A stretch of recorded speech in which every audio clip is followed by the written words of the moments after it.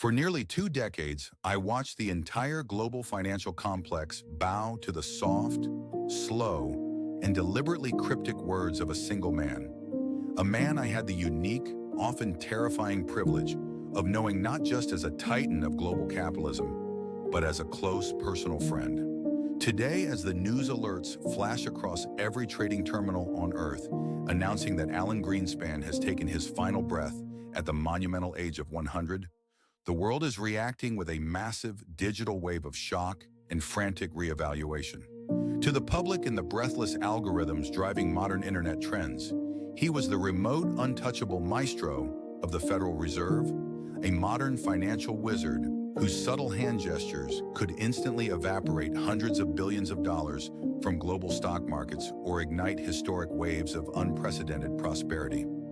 But when you sat across from Alan in his private study, away from the sterile, blinding lights of congressional hearing rooms and the frantic energy of Washington, you saw a deeply complex intellect, a man who genuinely believed he had decoded the chaotic, unpredictable DNA of free market capitalism, yet a man whose profound ideological blind spots would ultimately reshape the economic destiny of every human being on the planet.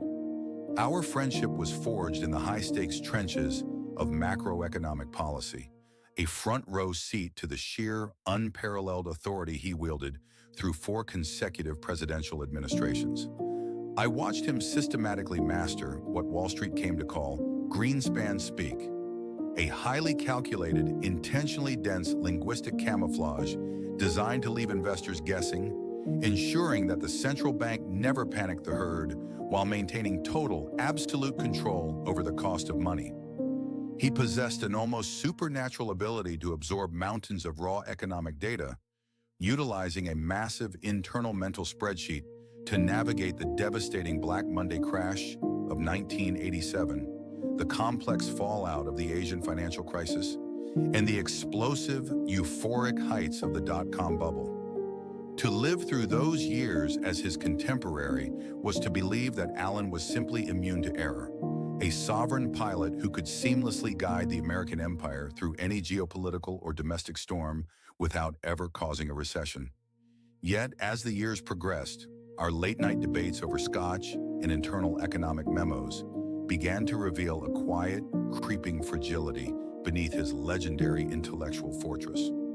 Alan wasn't just a technocrat, he was a devout disciple of absolute free market deregulation, deeply convinced that the immense self-interest of massive financial institutions would automatically serve as an infallible, self-policing mechanism against catastrophic systemic risk. When the dot-com bubble burst and the horrific tragedy of September 11th fractured global confidence, I watched my friend weaponize his ultimate tool. He aggressively slashed interest rates to historic rock-bottom lows, effectively flooding the global banking arteries with cheap, unending liquidity.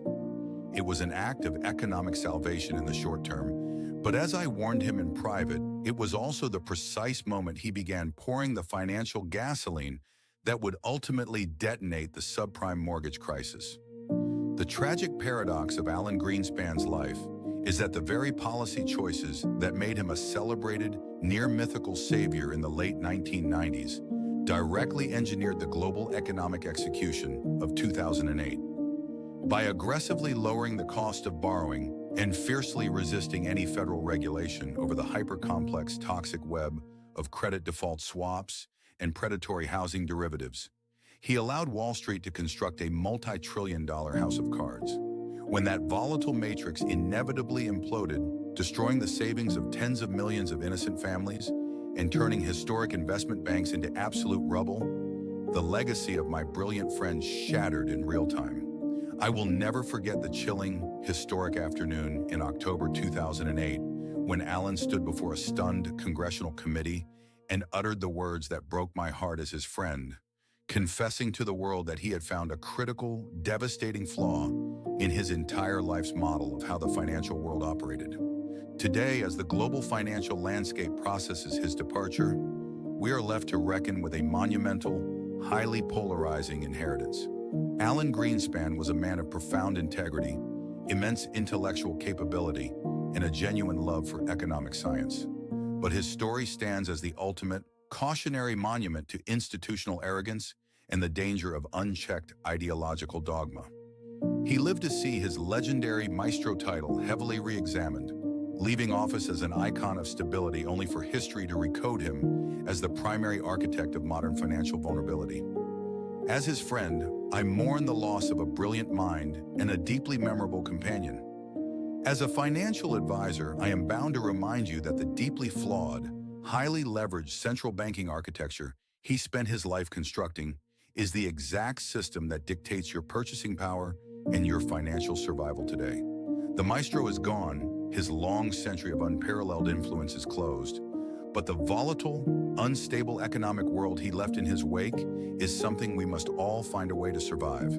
Subscribe to the Finqora as we continue to tear down the corporate mythology and expose the raw, unfiltered forces driving global wealth.